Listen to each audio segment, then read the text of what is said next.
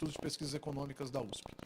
Então são 3 cursos de pós-graduação que eu coordeno, além de alguns outros cursos que eu dou aula em pós-graduação.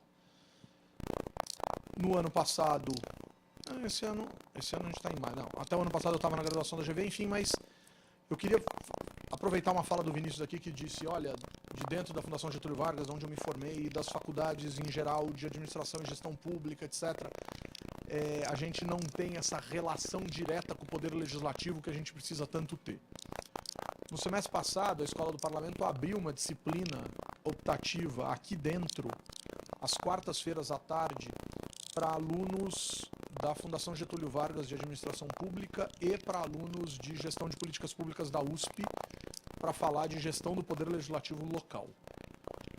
Então a gente fez uma primeira parte do curso inteira sobre a importância do poder legislativo, a estrutura do poder legislativo, a lógica do poder legislativo, e depois a gente partiu por uma lógica de palestras com todos os setores da casa. Então passamos por recursos humanos, passamos por secretaria parlamentar, passamos por secretaria administrativa, passamos pelos gabinetes, recebemos chefe de gabinete, recebemos agente de comunicação de gabinete, recebemos 2 vereadores. Enfim, a gente foi passando por setores da casa e trazendo essa experiência do legislativo para as pessoas que faziam ou fizeram parte desse curso.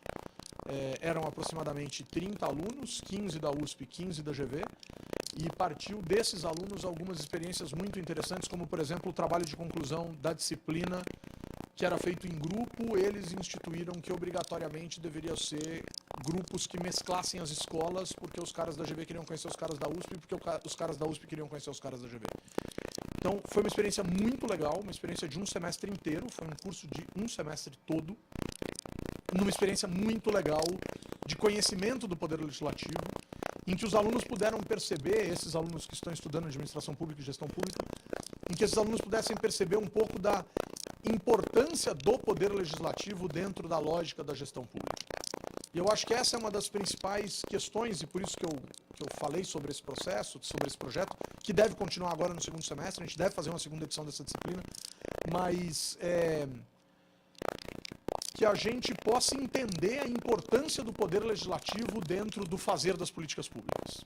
Então, se a gente pensar numa lógica matricial 3x3 aí, que é o que caracteriza o nosso país, 3 esferas de poder e 3 poderes, em que só não existe um cruzamento possível, né? Não existe o judiciário municipal, essa figura não existe no Brasil.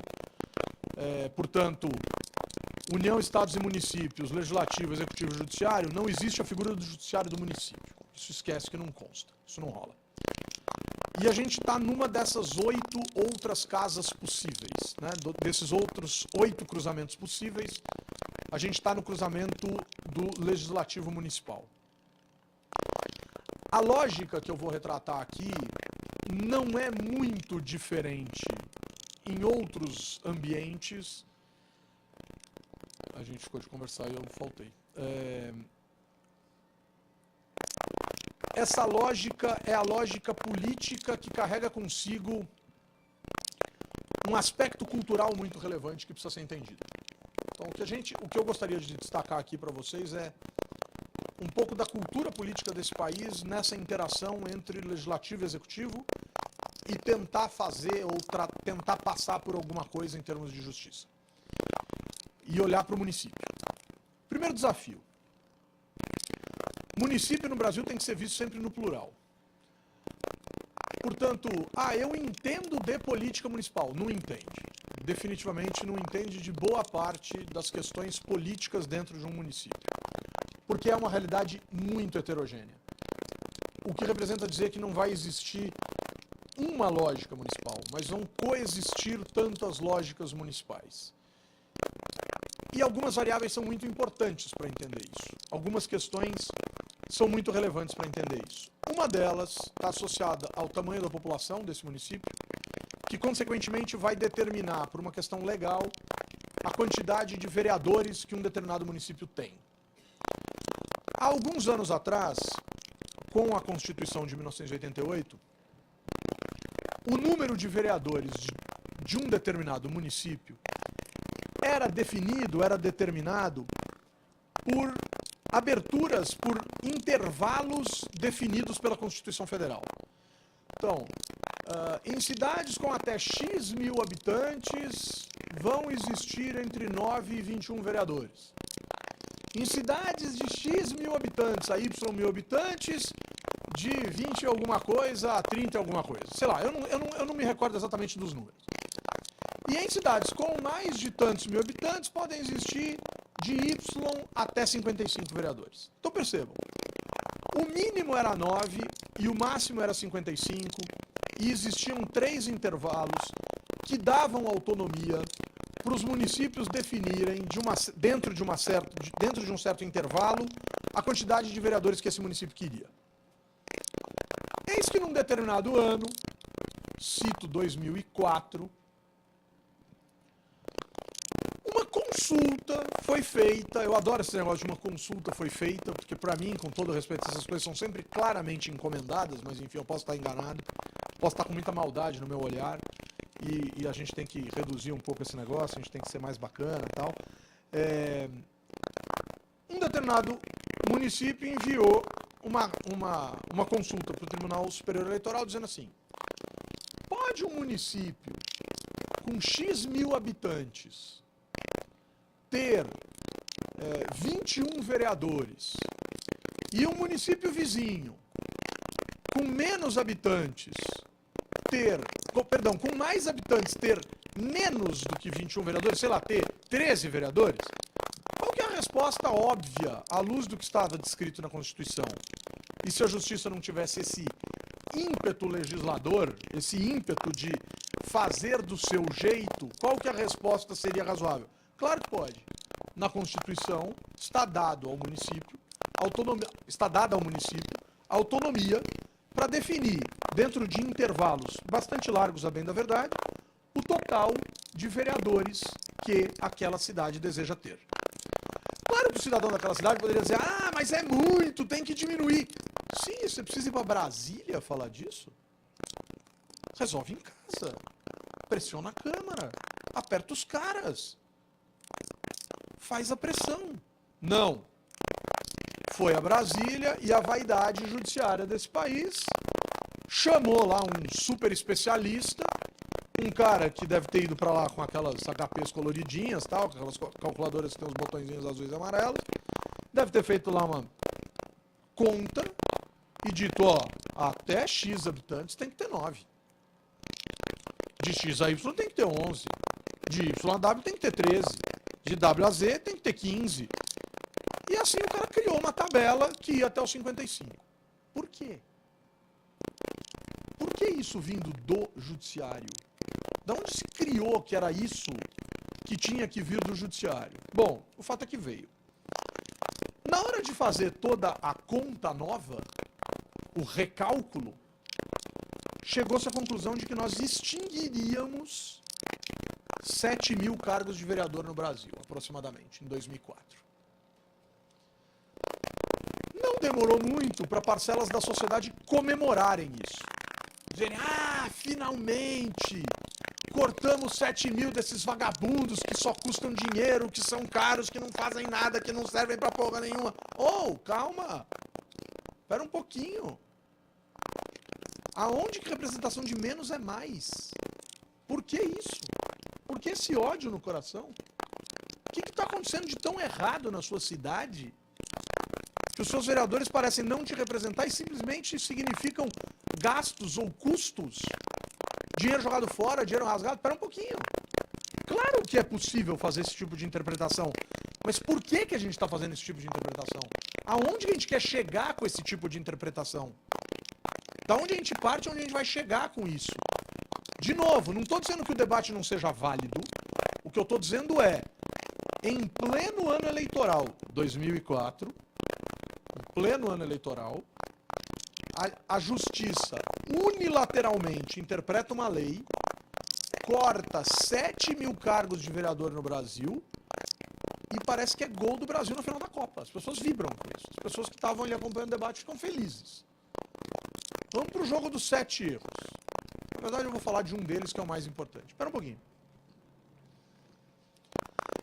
cortar o número de vereadores não necessariamente significa cortar o recurso público destinado ao Poder Legislativo. Esse também é constitucional. Está escrito na Constituição. Quantos por cento da receita do município deve ser destinada ao Poder Legislativo Municipal? Isso é lei, é constitucional, está descrito na Constituição. Quando se diminuiu o número de vereadores no Brasil, não necessariamente em instante algum naquele momento, se eliminou ou se reduziu ou se limitou o recurso enviado para o Poder Legislativo para a realização das suas atividades. Então, pera um pouco, vou fazer uma conta fácil aqui. Na minha casa, por vezes, eu recebo meu sogro e minha sogra. Não é algo muito habitual, porque eles não moram neste estado, mas por vezes eles vêm para cá. Quando eles vêm para cá, às sextas-feiras à noite, seguindo uma tradição bastante comum em casa, pede-se uma pizza. Onde moram dois e se chama uma pizza, cada qual tem direito a comer até 4 pedaços sem que haja qualquer briga. Quando 4 estão presentes, se não for chamado nenhuma pizza a mais, e normalmente não se chama, cada um tem direito a comer 2 pedaços. A conta está feita. Eu tinha 17 vereadores na minha cidade. Por determinação da justiça, baixei para 11. O dinheiro que continuou chegando foi rigorosamente o mesmo. E a partir de 2005, principalmente, quando o Brasil começou a prosperar economicamente de maneira expressiva até mais ou menos 2012, 13, alguns vão falar exageradamente 14, mas que a arrecadação dos municípios em muitos casos aumentou de forma significativa, lembremos que esse não era um recurso fixo, reajustado pela inflação e blá blá blá. Não, é um percentual da receita. Portanto, quanto melhor for a receita do município, maior a quantidade de dinheiro que vai para o legislativo. Só que ao invés de ir para o legislativo que tinha, sei lá, no meu exemplo, 17, agora vai para o legislativo que tem 11.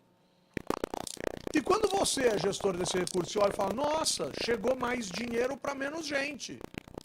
O que você faz com isso? Você tem 2 alternativas. Ou você devolve esse recurso para o executivo no fim do exercício, diz, ó, usei o que era necessário, sobrou aqui um pedaço, toma de volta. Ou você vai dizer, bom, vou melhorar as condições de trabalho dentro do legislativo. E aqui vem a grande questão. O que é melhorar as condições de trabalho dentro do Poder Legislativo? Esse é um grande desafio. É muito legal entender e discutir isso.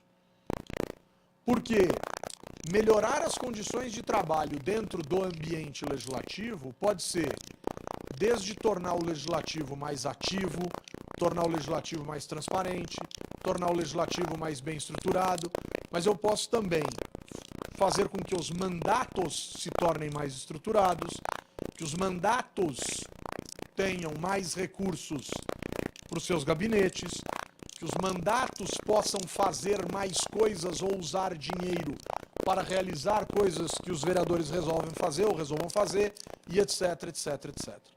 E ambas as coisas são verificadas. De 2005 para cá, se vocês visitam outras cidades ou se vocês estão em contato com outras realidades municipais, vocês assistiram a uma avalanche de inaugurações de prédios novos de câmaras municipais por aí. É impressionante a quantidade de prédios novos de câmaras municipais que foram inaugurados no Brasil nos últimos 12, 13, 10 anos. O que é bom.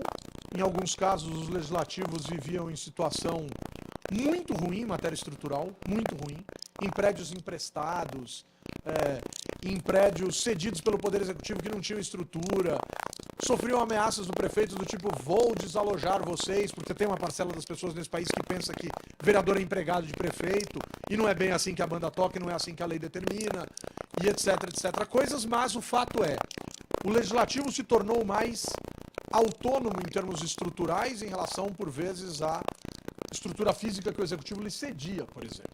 É uma coisa importante de ser destacada. Então, ponto número 1, os legislativos se estruturaram melhor enquanto poder legislativo. E alguns fizeram interpretações acerca do que deveria ser efetivamente o papel do legislativo perante a sociedade. Então, uma das questões importantes aqui, explodiu o fenômeno das escolas do parlamento. E você pode dizer, cara, sinceramente falando, eu não acho que seja necessário. Tem gente que defende isso. A escola do parlamento é uma inutilidade, é um absurdo. É dinheiro jogado fora.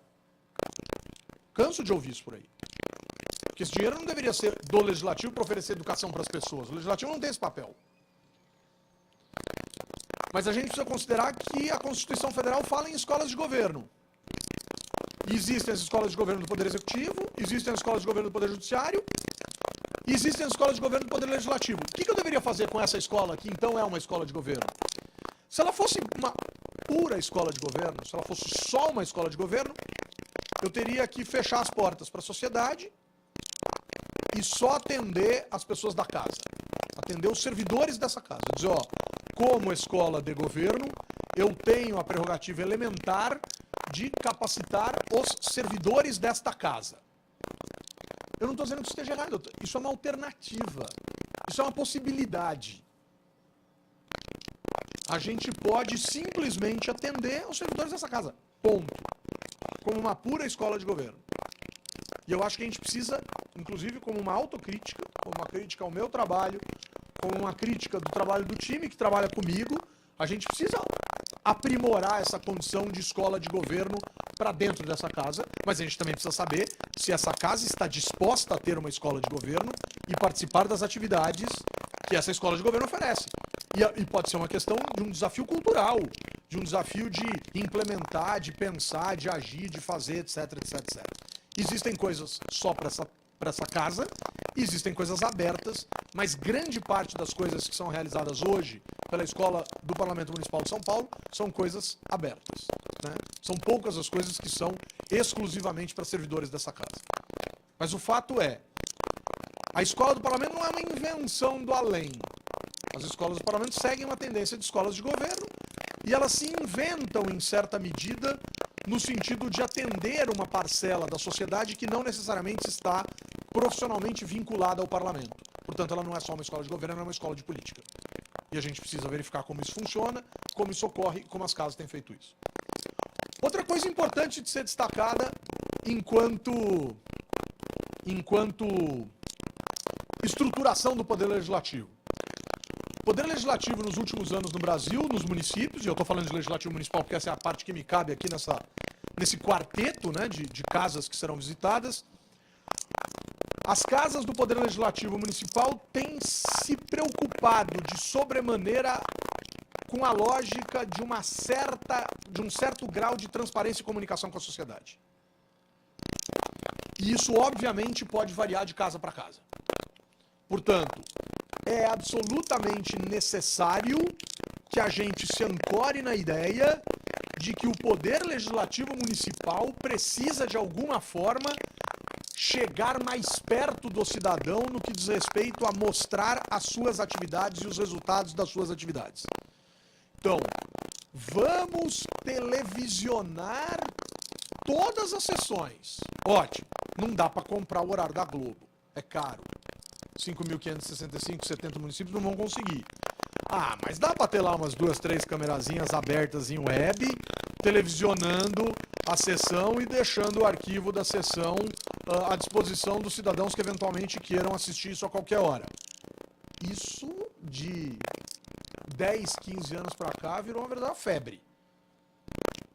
E hoje praticamente todas as câmaras municipais que têm lá seus sites, e esse foi outro desafio expressivo, que as câmaras começassem a ter bons portais e que esses portais fossem capazes de armazenar boas informações legislativas para que os cidadãos pudessem acompanhar minimamente aquilo que se está legislando nas câmaras municipais do Brasil. Por sinal, existe um pesquisador que está fazendo doutorado nos Estados Unidos, lá da USP, né, que foi fazer o doutorado dele nos Estados Unidos, chamado Patrick Silva.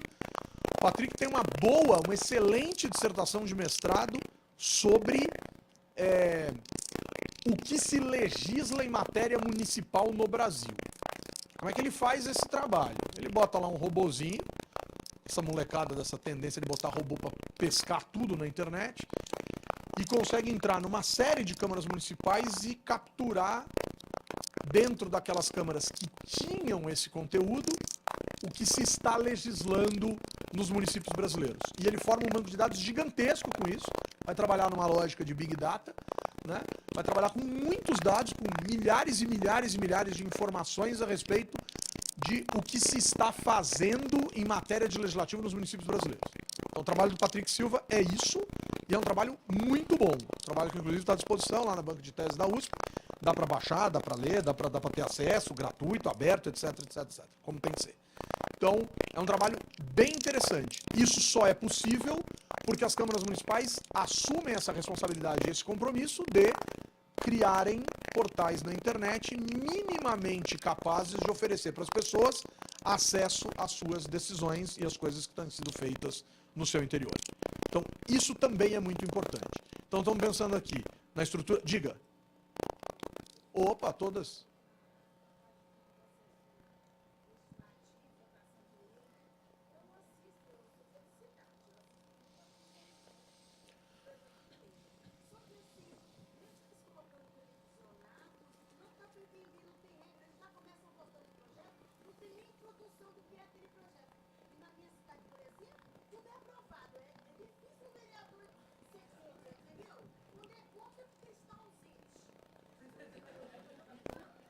Então,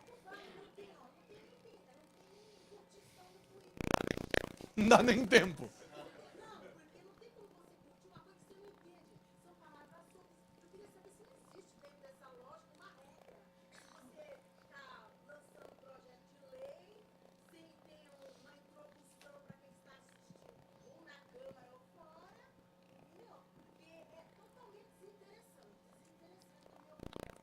Muito legal.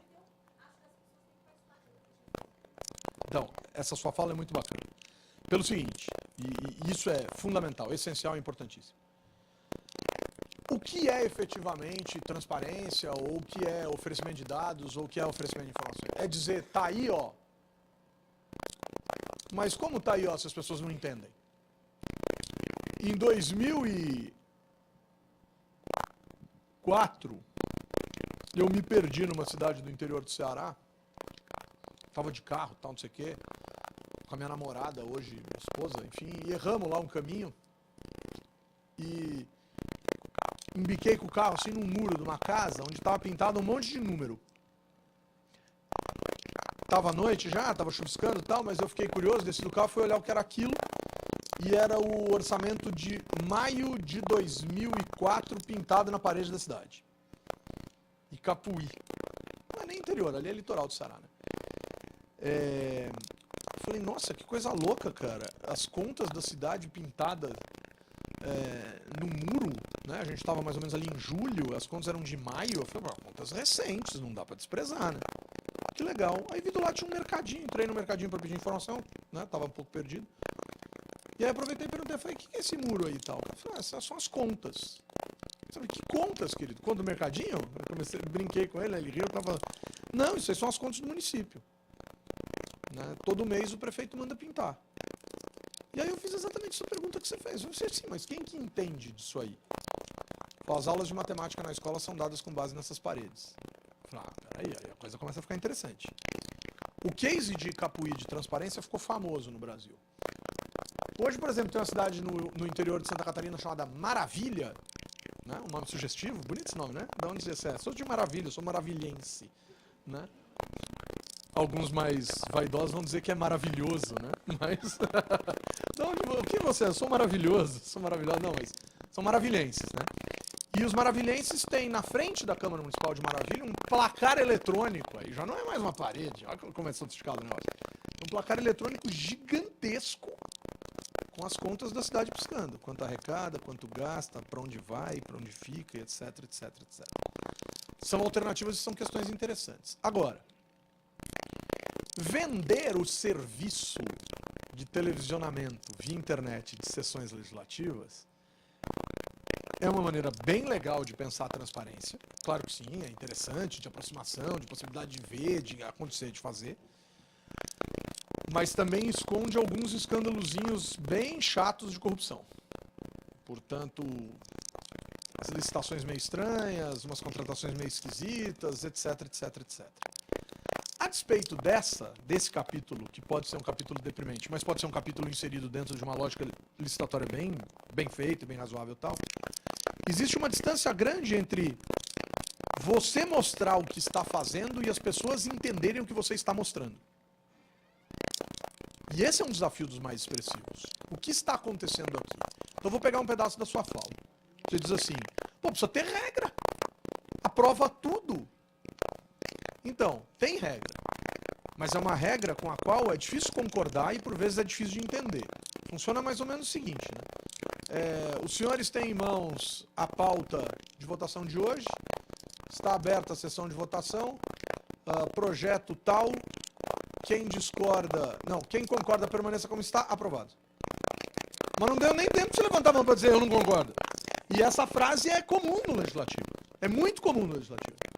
Né? Quem concorda permaneça como está, aprovado. Espera um pouco, querido, entre o está e o aprovado tem que ter uns 5 minutos.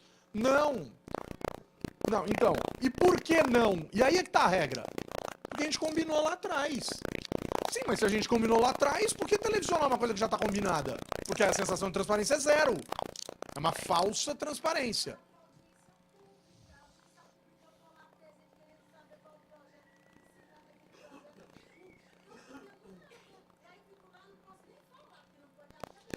Então, esse é outro problema, quer dizer, audiência pública, o nome carrega tudo, né? Não é uma audiência privada, não é uma audiência restrita, não é uma audiência fechada, é uma reunião marcada com a sociedade para a sociedade se manifestar em relação a algo que está posto em discussão. E se está posto em discussão, é claro que você deveria conhecer o que está posto em discussão. Aonde está isso para eu baixar, para eu pegar uma cópia, para eu ler, para eu me informar, para eu chegar no dia da audiência pública e simplesmente... O que você quer? Eu quero falar. Vem aí, fala, toma o microfone, abre a palavra, fala, etc, etc, etc. Então, são mecanismos fundamentais de participação da sociedade, que quando mal utilizados ou utilizados só para dizer que tem, nos colocam diante de uma grande dúvida. Será que isso é realmente útil? É a pergunta que você está fazendo, no fundo. Né? Quer dizer, será que tudo isso é necessário se não serve para nada? E esse é um sentimento muito ruim. A sensação de que não serve para nada. E não pode não servir para nada. Porque se não serve para nada, então vamos parar de gastar tempo com bobagem. E não é com bobagem. É fundamental para o funcionamento da democracia. Então, uma audiência pública para existir, precisa de método de audiência pública para existir. Precisa de método de participação, precisa de regra clara, precisa dizer o que está sendo discutido, precisa ter coisa à disposição das pessoas para que elas participem minimamente sabendo sobre o que elas estão participando, e etc, etc, etc. E isso é absolutamente fundamental. Isso é absolutamente essencial. Diga. Isso só vai acontecer se a pessoa que vai sabe o que é uma audiência pública, sabe o que ela pode falar, sabe o que ela pode fazer, sabe o que ela pode fazer. Inclusive para além daquele instante, quer dizer, fui à audiência pública.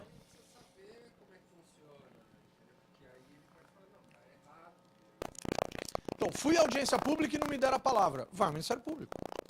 É óbvio, tem que ir ao Ministério Público, tem que abrir uma denúncia no Ministério Público. A Câmara Municipal marca uma audiência pública. Eu chego à audiência pública e não entro. Espera um pouco, por que você não entra? Porque está lotado. Paciência, acontece. Aqui acontece a audiência pública, por exemplo. Quando chega a pessoa 120 ali na porta, ela não entra mais. Ah, é uma injustiça. Não é uma injustiça, cara, é justiça com quem entrou. Né? Agora, entrei na audiência pública, já ninguém, sentei, levantei a mão, quero falar. Quer falar o quê? Você não tem que falar. Como que não tem que falar se essa porra é pública? Não, mas não vou te dar o direito de falar. Bom, então vocês vão me desculpar, mas eu vou ter que buscar os meus direitos. E tem que fazer uma denúncia no Ministério Público. Tem que dizer para o Ministério Público, ó, fui numa audiência pública e não deixaram falar. Por que não deixaram? Ah, porque restringiram, porque tem regra clara de 50 falas por audiência e eu fui a 52. Ok, tem regra. Ou não, simplesmente porque não deixaram falar. Aí tem um problema, e tem um problema grave. Então, essas questões são muito importantes por um motivo muito simples. Nesses últimos anos, os legislativos municipais tentaram se tornar mais democráticos, ofertando ferramentas, mas não necessariamente sabendo fazer uso dessas ferramentas. E eu quero ser muito claro no que eu estou dizendo. Eu não estou falando desta casa, eu estou falando dos legislativos municipais em geral. Em alguns lugares funciona melhor, em outros lugares não funciona tão bem. Mais adiante, então, essas estruturas parlamentares, essas estruturas legislativas foram sendo criadas para que as coisas tentassem acontecer de uma forma um pouco mais visível aos olhos dos cidadãos, sobretudo porque aumentou o número de dinheiro disponível para boa parte das câmaras municipais do Brasil. Ótimo! Legislativo mais visível aos olhos da sociedade, democracia representativa em tese funcionando melhor, em tese. Aí vem a segunda questão importante. Não se estruturou apenas o legislativo. Se estruturou ou se estruturaram também os mandatos legislativos. E estruturar melhor os mandatos legislativos é a historinha da minha pizza lá em casa. Putz, amorzinho, que bom que seu pai e sua mãe não vieram. Porque eu tava com vontade de comer 3 pedaços hoje, não 2. 3,5. Todas as azeitonas dos pedaços que sobraram e etc, etc, coisas. Legal, ótimo. Pô, a gente vivia aqui em 13. Agora a gente vive aqui em 9. Quanto vai sobrar de dinheiro, X? Pô, não dá para contratar um assessorzinho a mais? Não dá para botar um carro para cada gabinete? Não dá para fazer uma obra que amplie o espaço físico a ponto de eu ter o meu próprio gabinete com ar-condicionado, banheiro privativo, etc. E se começa a pensar na estruturação dos mandatos. E, infelizmente, o eleitor tem uma cabeça de mandato muito personificada. O eleitor liga menos para partido e mais para pessoa. E personifica muitos mandatos parlamentares dentro dos parlamentos. E os mandatos parlamentares se auto-personificam muito dentro dos parlamentos, a ponto, por vezes, de a gente ter a sensação que dentro de uma casa legislativa não existe um legislativo, mas sim um condomínio de gabinetes que imaginam que tem vida própria. E aí você começa a passar de gabinete em gabinete, começa a perceber que cada universo, cada porta de gabinete daquela é um universo paralelo, além do que está do lado, numa estrutura completamente diferente. Então, se vocês visitarem os 55 gabinetes aqui, vocês vão entrar em 55 lugares completamente diferentes. Estruturados de formas diferentes, pensadas de formas diferentes, imaginadas de formas distintas, para atender demandas específicas, para atender de formas distintas as pessoas, os cidadãos, e etc, etc, etc.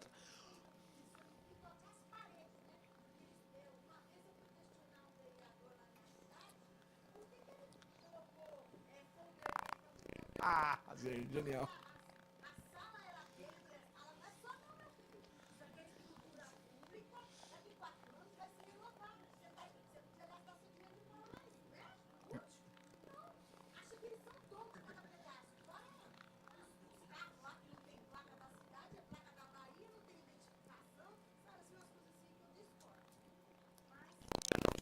Você não discorda sozinha. Mas a questão é essa, então. Começou-se a estruturar de uma maneira mais clara, de uma maneira mais individualizada, isso na União, nos estados e nos municípios, mas começou-se a dar mais estrutura aos gabinetes. Espera um pouco. Você não estava dizendo aí, não você obviamente, né, mas lá em 2004, você não estava comemorando que menos era mais? E se eu te disser que menos mais estruturado gera uma probabilidade maior de um uso exacerbado desses recursos públicos em benefícios de campanhas eternas e que a chance desse sujeito em relação a dos demais que estão fora se torna tão avassaladora que dá até pena. Só para vocês terem uma ideia, mais de 30% dos vereadores eleitos em 2016 tinham 3 ou 4 mandatos enfileirados.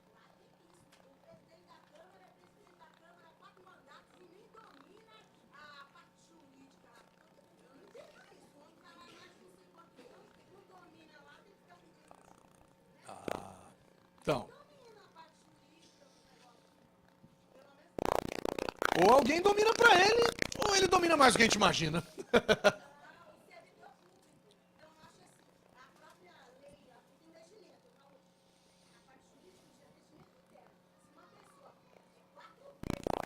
Não pode, né?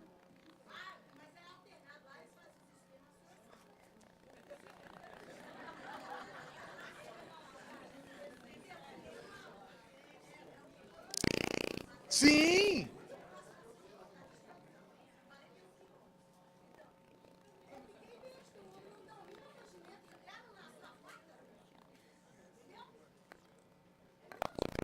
Tá poderoso esse aí, hein? Sem dominar, tá em quadro. Imagina se dominasse. Isso aí era dele.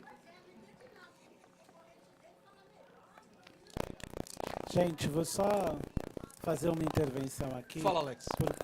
Só fazendo uma intervenção, eu sei que a gente tem muitas... Fica muito provocado quando o Humberto dá palestra, né? Mas a gente tem um cronograma de tempo aí para fazer a visita guiada. Joia. Então, vou pedir pra gente Que vai começar às 3h30. juntos se comprometer. Então, em 3 minutos eu vou fechar minha fala. Então, vamos lá. 3 minutinhos. 3 Mas minutinhos. a gente outro dia dá um outro curso, né? Não, aprofundado sobre... Da série Tamo Junto. Isso. Da série Tamo Junto. Mas olha só, então. Então, pessoal, começa essa ideia de superestruturar os mandatos, e essa ideia de superestruturar os mandatos, para além de estruturar os parlamentos, superestruturar os mandatos, nos leva a uma sensação ou a um sentimento de uma permanência eterna no poder e de um distanciamento muito grande de uma lógica coletiva por uma sensação de uma lógica mais individualizada dentro desses gabinetes. Bom, aí eu preciso conversar com uma outra parte que está faltando aqui nessa nossa história, que é, e o que o povo acha disso? O que os indivíduos em geral pensam disso? Bom, aos olhos dos cidadãos comuns, partidos e parlamentos são coisas deprimentes, infelizmente. E a gente precisa melhorar isso com certa urgência. A gente precisa começar a valorizar o que seja o parlamento e a gente precisa começar a valorizar o que sejam os partidos políticos. Mas a gente está falando de parlamentos e estamos falando de parlamentos municipais. Bom, o que as pessoas esperam de um parlamento municipal ou de um parlamentar municipal? E aqui talvez esteja uma das chaves para se considerar ou se consolidar ou se imaginar de forma tão significativa a ideia de que eu preciso ter uma estrutura própria para atender o meu eleitor em primeira pessoa. O eleitor espera do seu vereador questões de ordem pessoal. É claro, é claro. É claro que é. E isso é trágico, isso é deprimente. Então, perfeito. Então, o eleitor espera isso do seu parlamentar. O eleitor visita uma casa parlamentar disposto a compreender em que medida o seu, na primeira pessoa, vereador, pode lhe arrumar alguma coisa em matéria de demandas pessoais, muitas delas atreladas a políticas públicas. Pesquisas realizadas, por exemplo, pela Associação dos Magistrados Brasileiros em 2008 mostravam que percentuais elevadíssimos de brasileiros esperavam dos seus vereadores atendimento em hospital, ajuda em despesas funerárias, dinheiro em caso de necessidade, que lhe arrumasse emprego, que descolasse ônibus para viagem de passeio, que ajudasse na festa de formatura e etc, etc, etc.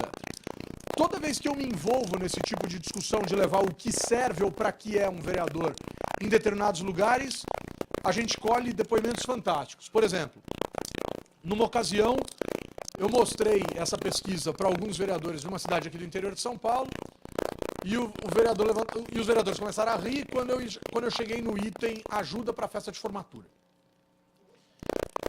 E aí eu falei, pô, o que é isso? Ele falou, professor, vou te explicar como é que funciona aqui na nossa cidade. Aqui na nossa cidade existe o leilão do Paraninfo. Espera um pouquinho, cara, o que é o leilão do Paraninfo? Bom, nós temos aqui na nossa cidade uma escola de ensino médio público. Cidade pequenininha, então tem uma escola de ensino médio público. E essa escola tem festa de formatura todo fim de ano. E os jovens perceberam que era legal vender, olha a ideia dos moleques, vender o cargo, a posição de paraninfo. Porque ao mesmo tempo você tem ali, sei lá, 100 meninos e meninas se formando em 2 classes de ensino médio, e você tem lá cada um levando 3, 4 pessoas para a festa de formatura, você tem 400 pessoas num ginásio, no momento de festa, no momento de paz, no momento sossegado, no momento que ninguém vai xingar ninguém e tal, não sei o quê, e você diz assim, vereadora, fulano de tal, a paraninfa da turma tal, tem aí 20 minutos para discursar, meia hora para discursar, e você tem a oportunidade de falar com 300, 400 pessoas sobre o que você quiser. Para dar parabéns, para dizer que a vida é linda, para dizer que tudo é maravilhoso, e blá blá blá, etc, etc, etc. Então, essa posição é uma posição muito importante, muito relevante. E esses caras começaram, então, esses moleques, essa molecada aí, começou a querer vender essa posição. Vender a troco do quê? Ué, em quem desce mais para a festa de formatura deles. E aí, um vereador virou e falou assim, e quem ganha é sempre o mesmo. Eu falei, quem é, vereador? Um vereador que não tá aqui. Ué, como é que chama o cara? Chico da Adega.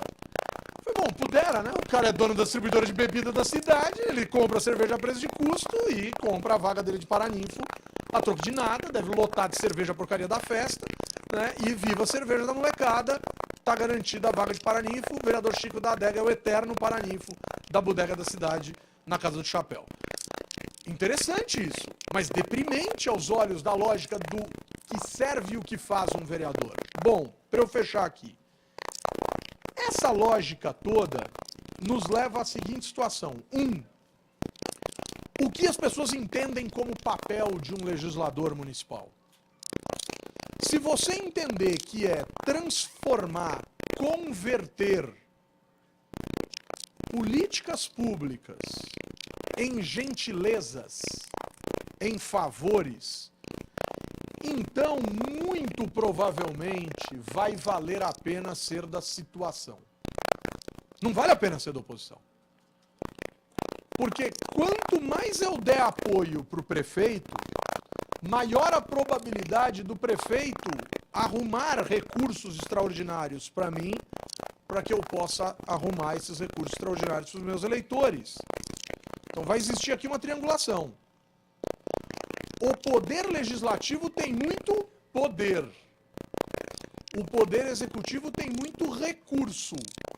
Se eu negociar parte do meu poder em troca de uma pequena parte dos seus recursos para eu poder beneficiar o meu eleitor, a gente forma a dobradinha perfeita.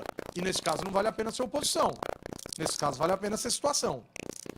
Em cidades muito pequenas, e a imensa maioria das cidades no Brasil são pequenas, só para vocês terem uma ideia, a primeira faixa de vereadores no Brasil tem 9, a primeira faixa de cidades, né, das cidades menores, tem 9 vereadores, a segunda faixa tem 11.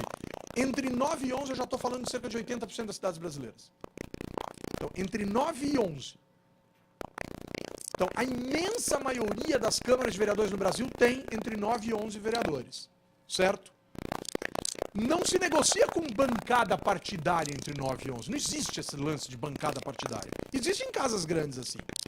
55, 94, como a que o Vinícius trabalha, etc, etc, etc. Mas nessa relação entre 9 e 11, eu chamo o parlamentar para conversar comigo. O que você quer? Puta, precisa asfaltar não sei o quê, precisa reformar o posto de saúde não sei aonde, precisa fazer isso, precisa fazer aquilo, etc, etc, etc. Ótimo, eu faço. Mas você precisa votar as coisas que eu quero que você vote. Então está estabelecido. E nesse estabelecimento, esse cara que é legislador vai lá na comunidade e diz, eu consegui isso para vocês. O que você conseguiu? Microexecutar? Porque isso não é legislar, isso é microexecutar. E as pessoas vão começar a carregar a ideia de que muitos dos vereadores desse país são microexecutores. E muitas pessoas vão carregar a ideia de que o executivo é o macrolegislador. Porque ele cria muito as regras, os vereadores aprovam e tem como contrapartida essas microexecuções. Aí vem a grande discussão, tá certo ou tá errado? Primeiro ponto que afirma estar errado. Se existe essa relação de cumplicidade e de necessidade absoluta e de dependência absoluta para que eu, vereador, consiga dialogar com o meu público lá na ponta, microexecutando coisas que você, executor, me dá em troca da macrolegislação, então eu estou distorcendo a lógica do que é legislar por parte do legislativo, mas mais preocupante que isso, eu nunca vou poder te fiscalizar. Eu nunca vou poder ser fiscalizador. Não faz sentido nenhum eu ser seu fiscal. Porque eu não posso fiscalizar quem me subsidia. Eu não posso fiscalizar de quem eu dependo. Então eu crio um jogo de cumplicidades aqui, que se torna ainda pior quando um pesquisador de Minas Gerais, servidor de carreira da Assembleia Legislativa de Minas Gerais, chamado Guilherme Wagner Ribeiro, ou Wagner Guilherme Ribeiro, agora estou confundindo as bolas, mas quando o Guilherme escreve um artigo numa revista da Assembleia Legislativa de Minas Gerais, tentando entender como funciona a fiscalização em pequenas cidades. E ele vai dizer o seguinte: quanto menor a cidade, mais impossível é de fiscalizar, por uma questão de constrangimento pessoal. Cara, o prefeito mora a 3 casas da minha casa. O prefeito mora a 2 quarteirões da minha casa. O prefeito é casado com a minha prima. O prefeito é dono da empresa que o meu filho trabalha. E ele começa a perceber que, pelas lógicas pessoais, torna-se impossível implementar as lógicas institucionais. Ou seja, você, prefeito, nunca entenderia o meu papel institucional de vereador. Eu estou fazendo aqui uma solicitação de convocação de um secretário para vir aqui responder uma determinada questão associada a uma determinada política pública. Aí você fala assim: você ficou louco, Humberto? Você está maluco de fazer uma besteira dessa? Não, querido, eu estou na minha função de vereador, eu tenho que fazer isso porque surgiu uma irregularidade, uma coisa estranha aqui. E vira uma guerra. E eu vou tentar evitar essa guerra. Então eu não fiscalizo por uma série de razões, dentre as quais questões pessoais, sobretudo em cidades muito pequenas. Então eu começo a perder função, eu começo a perder o sentido. E o Legislativo Municipal precisa ter sentido, e o sentido do Legislativo Municipal é legislar, e legislar não é só tomar a iniciativa da lei, mas é também apreciar tudo que vem do Executivo, votar o que vem do Executivo, emendar o que vem do Executivo, rejeitar o que vem do Executivo, melhorar o que vem do Executivo e fiscalizar o Executivo. E promover uma lógica de fiscalização ostensiva ao cumprimento do orçamento, que normalmente é destinado aos tribunais de contas. São Paulo é uma das raras, uma das 2 cidades do Brasil que tem tribunal de contas próprio do município, São Paulo e Rio de Janeiro. Existe um questionamento, se tem que ter, se não tem que ter. É um debate digno de todo respeito, mas São Paulo tem um Tribunal de Contas. Esse Tribunal de Contas, em tese, fiscaliza o Poder Público Municipal. Vocês vão ao Tribunal de Contas do município de São Paulo e vão entender como isso é feito. O objetivo é que isso aconteça. E a gente fica se perguntando qual a função do Legislativo Municipal.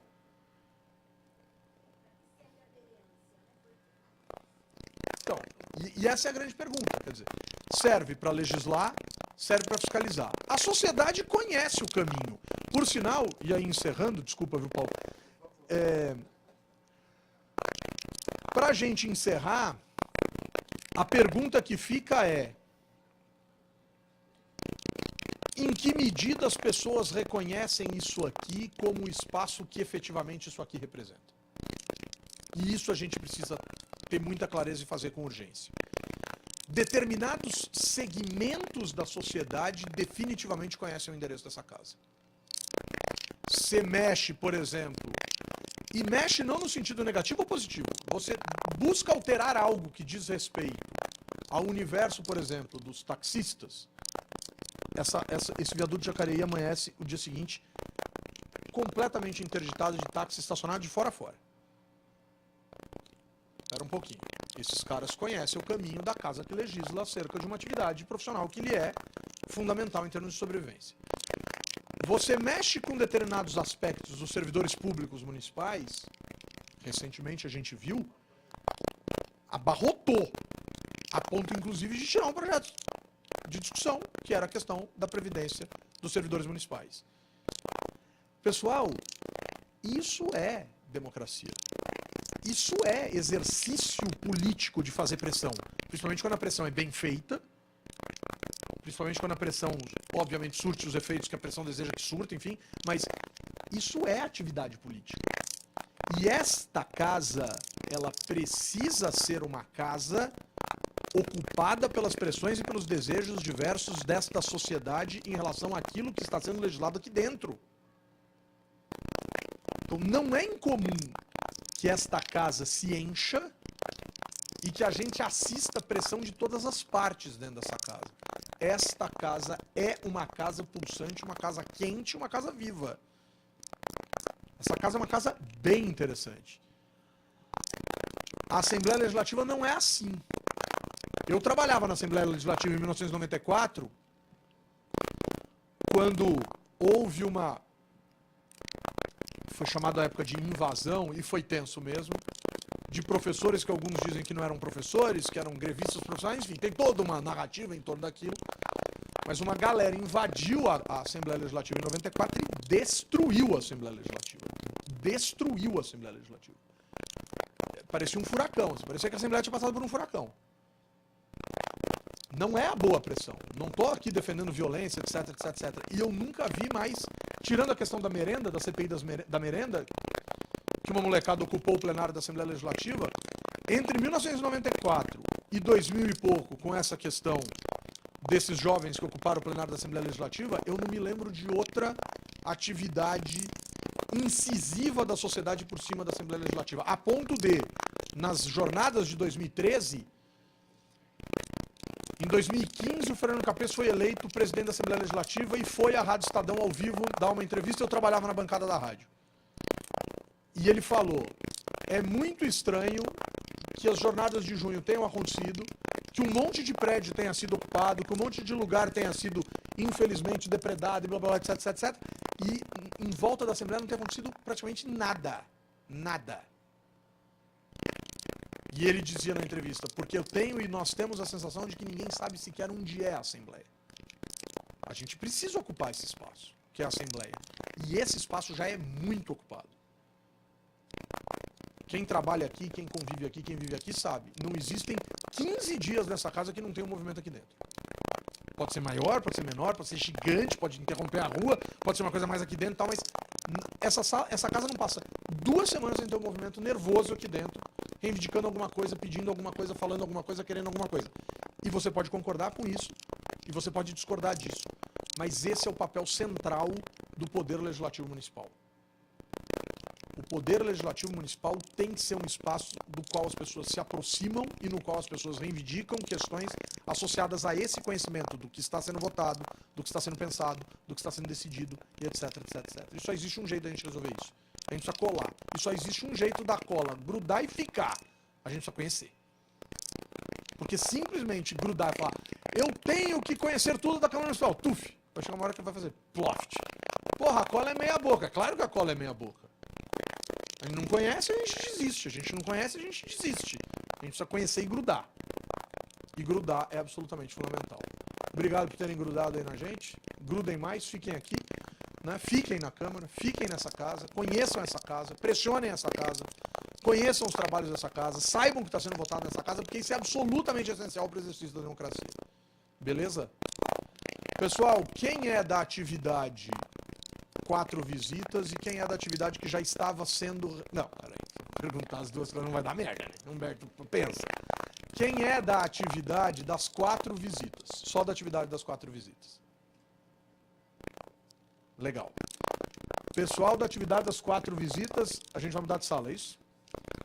Deixa eu apresentar para vocês o Paulo. Eu gosto de apresentar com o Paulo do meu lado porque eu gosto muito do Paulo. Então...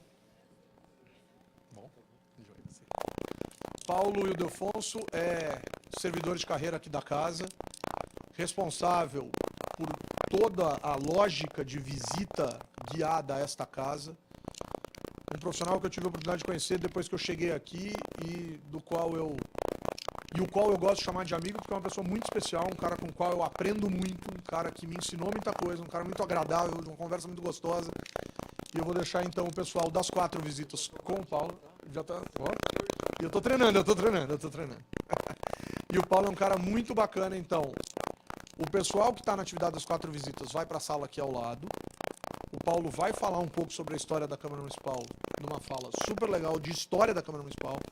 E depois vai levar vocês pelo maravilhoso mundo do Parlamento Paulistano. O pessoal do curso, que já estava acontecendo, fica porque eu vou dar continuidade ao conteúdo, falando de outras questões. A gente vai fechar esse curso e vocês já fizeram a visita. O pessoal que vai ficar aqui, então, fica aqui. E o pessoal da atividade das 4 visitas segue com o Paulo. Obrigado, Paulo.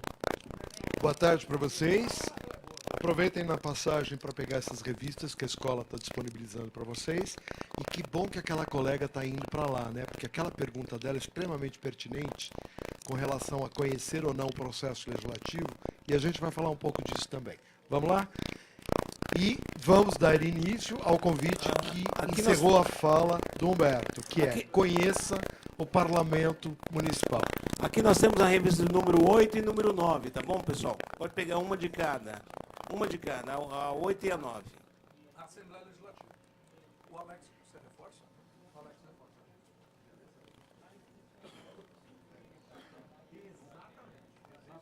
Sargento Mário Cozão